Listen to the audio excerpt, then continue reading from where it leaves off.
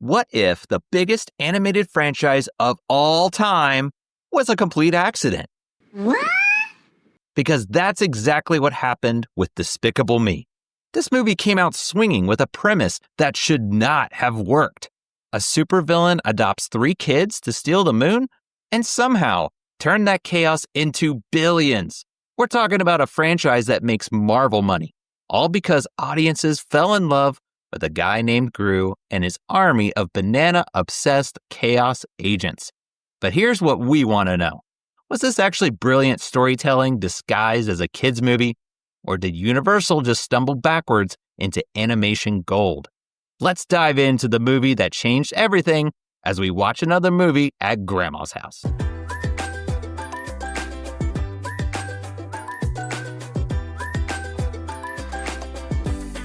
Hello, please come in. There's some fresh cookies in the cookie jar. There's a pitcher of Kool-Aid on the counter.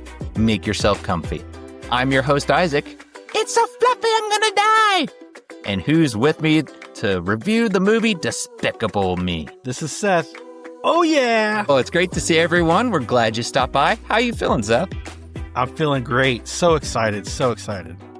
Me as well. This is a fun movie, and we're going to get into it. I think we're going to have a lot of fun discussing this one. But before we do, we want to make sure you, the viewer, the listener at home, have a proper spoiler warning from here on out. It is spoiler territory, so consider yourself warned. So let's get into some film facts.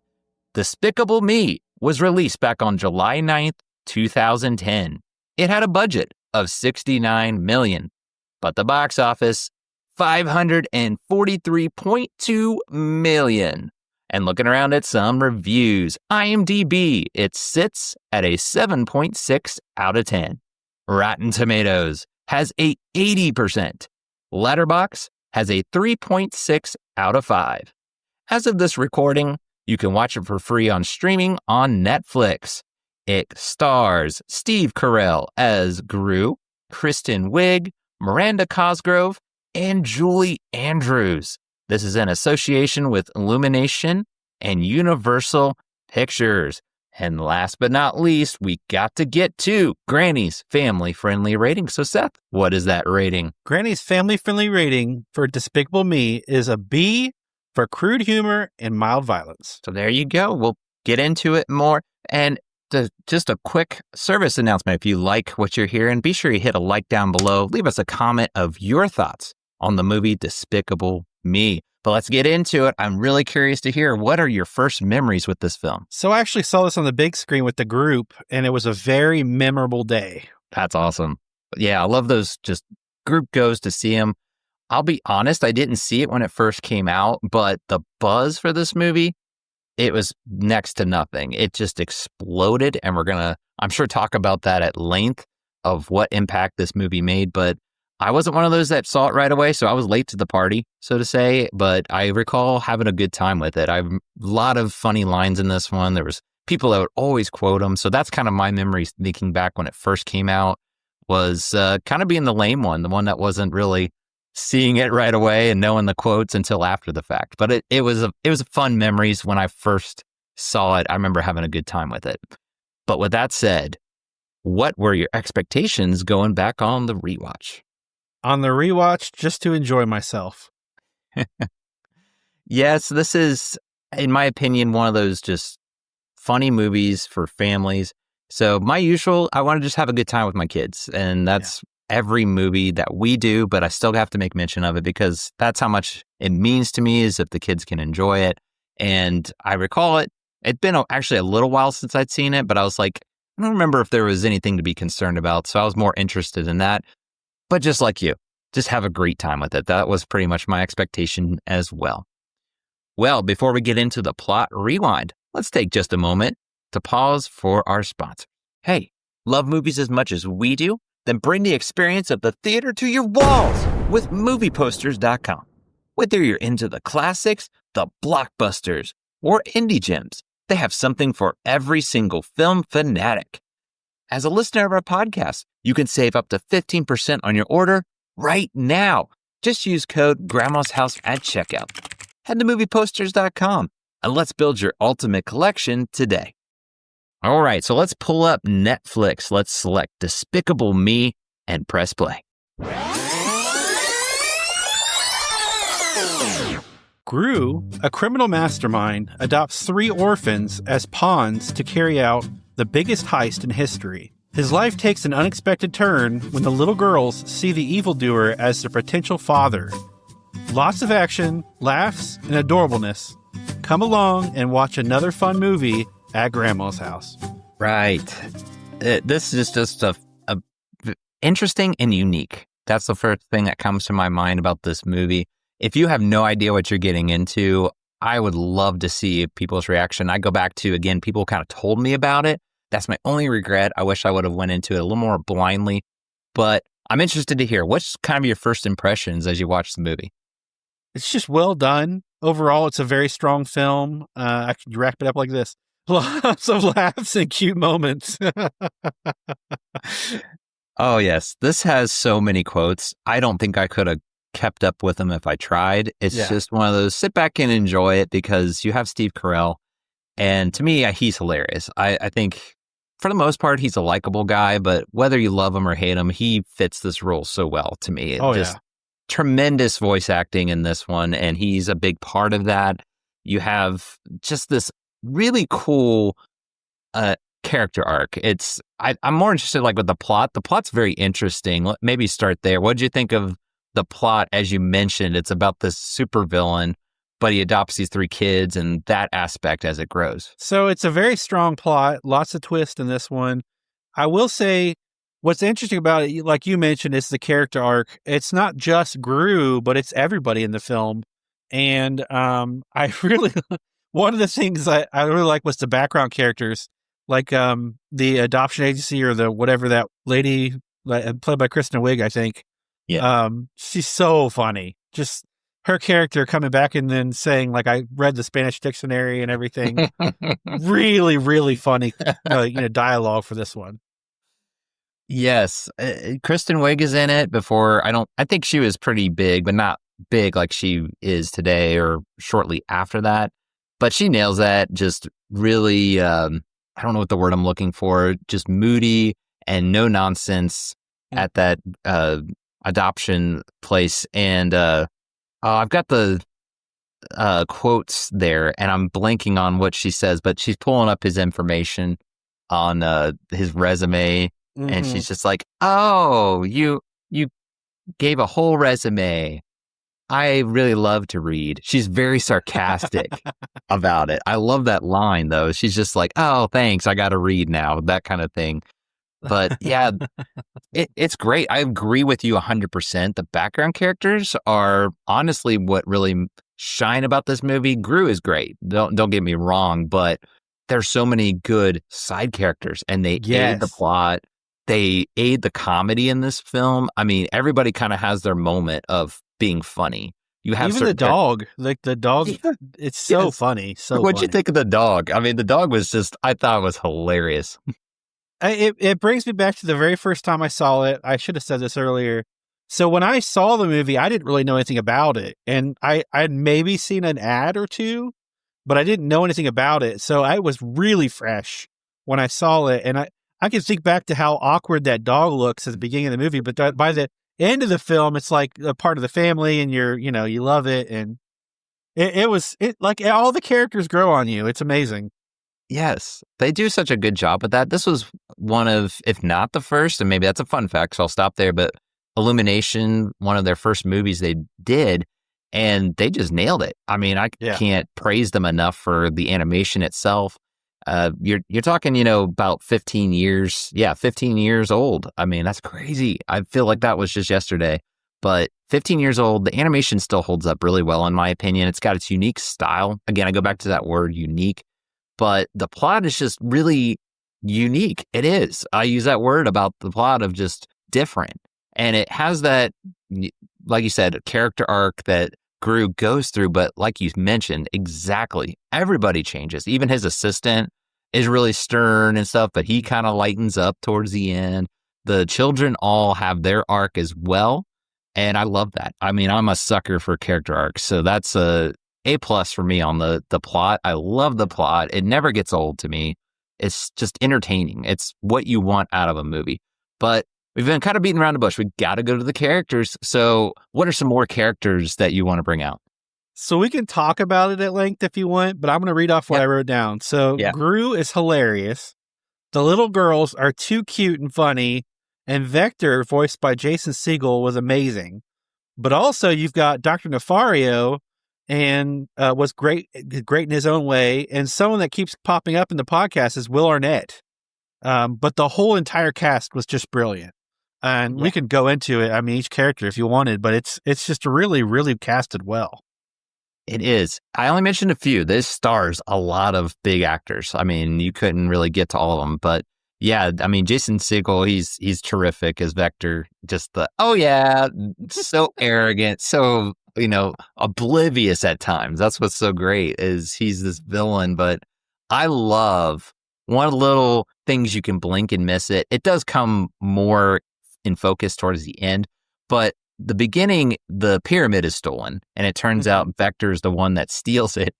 But I don't know why. Every time I see it, I crack up because the pyramid sits behind his hideout, and it's just painted sky blue.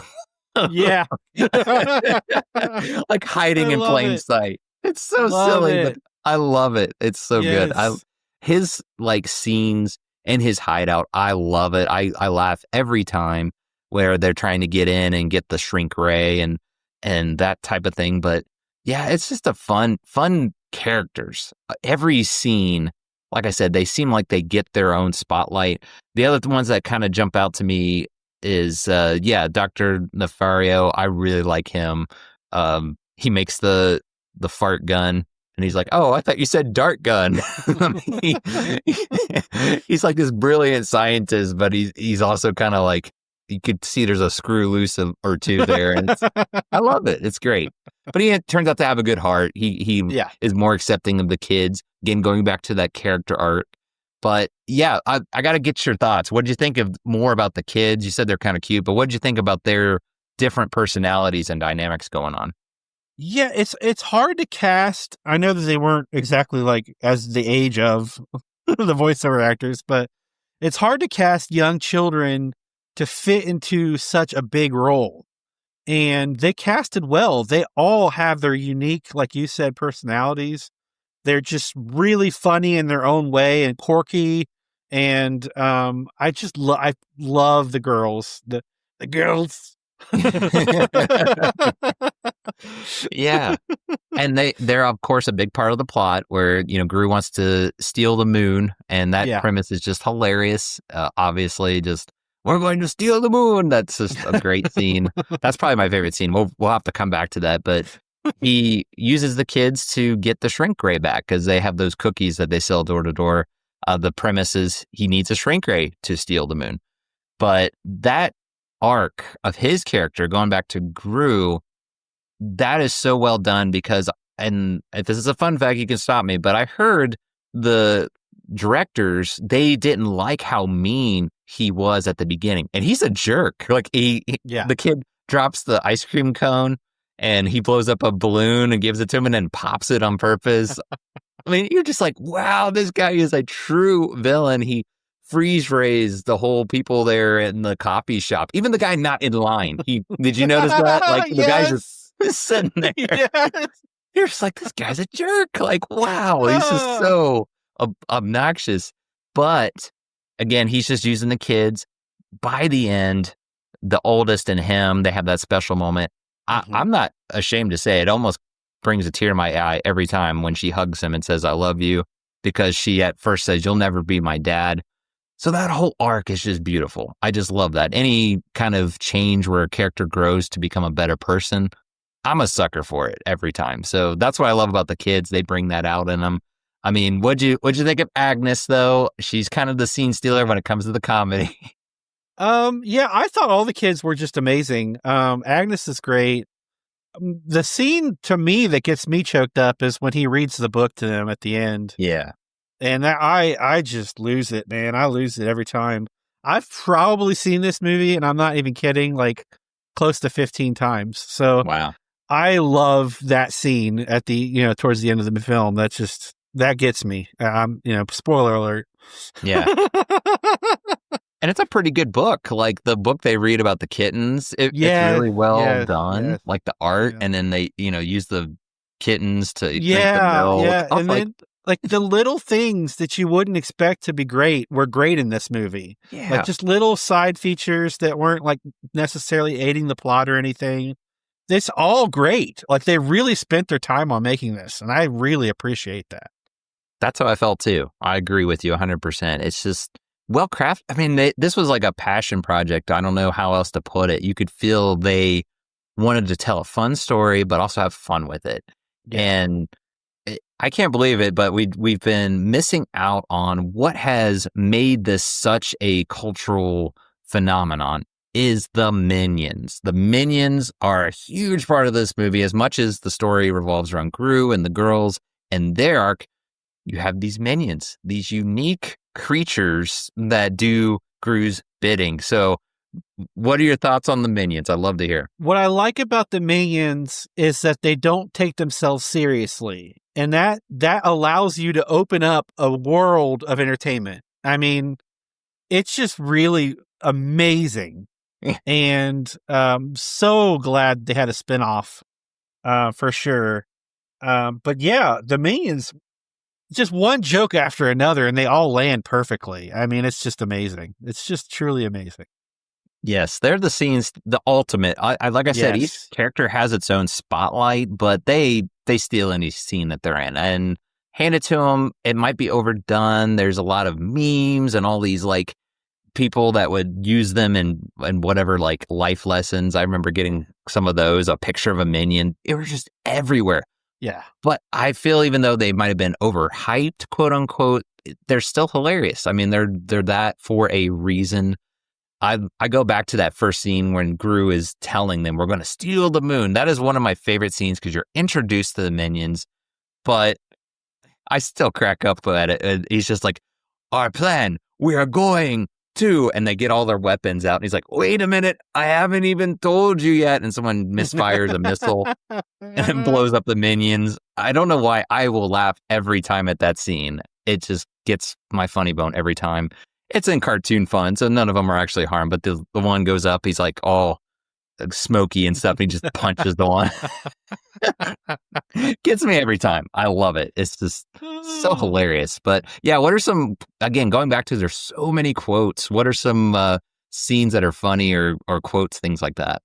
So I wrote down a few. So the first one I wrote down was, Mom, someday I'm going to the moon. And Gru's mom says, I'm afraid you're too late, son. NASA isn't sending buggies anymore. So cold. So cold. His mom, man. And then another one you used as the opener, he's so fluffy, I'm going to die. That's the quote that we use all the time, regardless of what's going on. We just say that in the house all the time. So yes. He's so fluffy, I'm going to die. Yeah. It's so fluffy. Yeah. Oh, it's so great. And another one I wrote down was, in terms of money, we have no money. Oh, there's so many. I lose track of them, but it's just there's probably like 75 good quotes in this movie. Probably. I agree with you. I'm like, if we were to put a number, that sounds about right. I would say close to 100 because I'm just chuckling throughout the whole movie, even now. But when I first saw it, I remember just laughing a lot just throughout. I mean, go back to the adoption. I'm just trying to get my words on it, but I go back to that. That is another one of my favorite scenes is when she's reading the resume and she's just like, oh, you've won the Medal of Honor. That's nice. And you can hold your breath for 30 seconds. That's not very impressive. And then them fighting with each other. It's just hilarious. Yeah, there's their noises they make, sucker, and the what? Ba-boy, all that. I do that with my kids. I'll say, ba-boy. And they'll go, ba-boy. We just, their own little language. It's what really caught on with people, I think, is that just unique. You kind of know what they're saying, but they're not saying it. It's their own minion language. It's all great. It's just so much fun. But yeah, I could go on and on, but what's anything else that you want to touch on? I mean, honestly, I'm looking forward to the fun facts. I don't know about you, but Yeah. Yes, we got some I'm good looking ones. forward. We I some got good one more ones. quote I was going to throw in there. I Sure. almost forgot the bomb beds that he has, that he puts the kids in. He's like putting them to bed. Yes. And the one child's like, were these old bombs? She's like, yes, they're not likely to go off though. Try not to toss and turn. It's those little things. It's the little things they did with this movie that are just make it wonderful. Yes, absolutely. But that was the only one I want to throw in. Hit me with what you got for the fun facts, because I can't wait. All right. While Gru is floating in space and orbiting the moon, we see that the number on Gru's Swan Lake ticket is 072069 for July 20th, 1969. And that is the date of the first moon landing, which Gru is seen watching in flashbacks. Oh, very nice. I didn't catch that one. That's really cool. I love those little nods. And so I knew about that fun fact, and so I was watching the whole movie, and they show that number over and over again. So it's kind of cool. I really was like, oh yes, I'm gonna love this one. Yes, that's a really good one. You blink and you can miss it, but it's so cool. Yes. Yeah. Yes. Everything in this movie, if you blink, you're gonna miss it. In his application to adopt the girls, Gru's first name is given as Felonious. I love it. That's great. Did you know the original title was Evil Me? Okay. That's what they're kind of going for. Yeah. It might have been like what you were saying. He was a little bit too evil at the beginning, and they kind of like wanted to go a little bit of a different, direction with that. So, yeah. I don't know if I mentioned it, but Steve Carell was like, no, you've got to keep how much of a jerk he is. Like, I want that, because he even brought that out. His character arc, that payoff isn't going to be nearly as good. And I 100% agree with him. He was right on that. Yeah.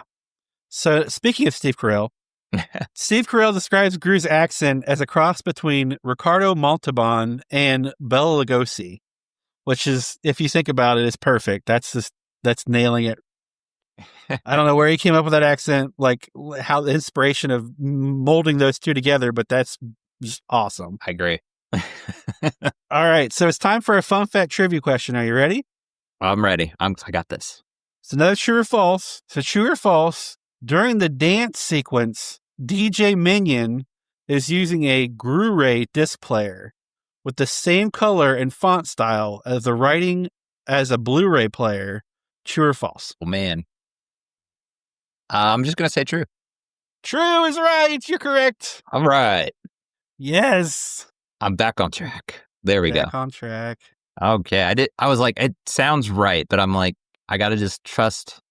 It doesn't always work, but I think I'm more right than not if I just go with it, not overthink it. So yeah. All right. When you overthink it, it's like going away from your gut is never a good thing with trivia. So yeah. I'm not going to claim to be good at trivia, but it does feel nice when you get one every once in a while. So I'll take this one. They say, okay, so I'm a big trivia nut. So they say that going with your gut is what's internally in you. Like that's what's in you, and you know the answer. But then when you think about it, you're like I said, going away from that instinct, and then you lose the question. So they say to always go, if you have a gut instinct, go with it in trivia.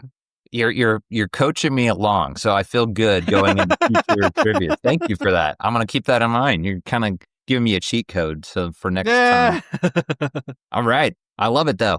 Always a good time if I can get the trivia. But before we get to our reviews, we like to look around the net to see what other people's thoughts are. So, Seth, what kind of reviews are you seeing? So my favorite repeat offender, the little songbird, says, cute and wonderfully inventive, 9 out of 10. Very nice. Yeah, I agree with that. It's just inventive. You look back at the movies since, they've kind of copied that formula a little bit. And not that they reinvented the wheel or anything, but they did. I agree with that statement. They kind of made it inventive in certain ways. Yeah. Yeah. And then the next one was Vicky_Smarty said, a laugh riot. We'll watch it again. 10 out of 10. Wow. 10 out of 10. There's our first one, but I'm with her. Yeah, it's a laugh riot. It just kick back, get ready to laugh. You're going to be having a good time. And our last one is Major Film Fan says, hilarity and heart are a great mix for an excellent movie. 10 out of 10. Oh, there you go. Another one. All right. So almost all 10s, but it's a great time. Yeah. There's not much else to say. Let's get down to it. Let's go ahead and share our final rating review. So, Seth, got to ask you, like I always do, for Despicable Me, how are you going to rate it? Are you going to take it home? Are you going to watch it at grandma's? Or are you going to hide it in the attic? So I will take this one home because it's so fun and adorable. And as an overview, I will say it's so much fun with a great variety of entertainment. You'll laugh, you'll cry, you'll laugh. It's just well put together. I love it. I'm going to just say it, one of the most fun experiences I've had going back and watching a movie, because it's just an experience. You got to get people that really, I'm trying to think of ones that don't like this movie, and I can't think of any. It's just universally loved, it seems like. And if you don't like it, I that's fine. That's your opinion. But to me, the ones that I've actually met, it's just a great time. I don't know what else to say. It's an obvious take it home for me because I've seen it, I'd say maybe at least half a dozen to 10 times. I've seen it a good amount of times, and my kids love it. They just chuckle at the minions. You hear them giggle, the minions, them giggle, and then you hear your kids giggle. It is something else. It is, so much fun. I mean, if I just want to have a good time with my kids watching a movie, I'm reaching for this one first. Dare I say this is one of the best experiences that we've had so far. Just going back, I'm going to put that on record. It was a absolute blast. And that's something that factors into my score. How I would rate it is maybe it's not the most perfect, Oscar worthy movie.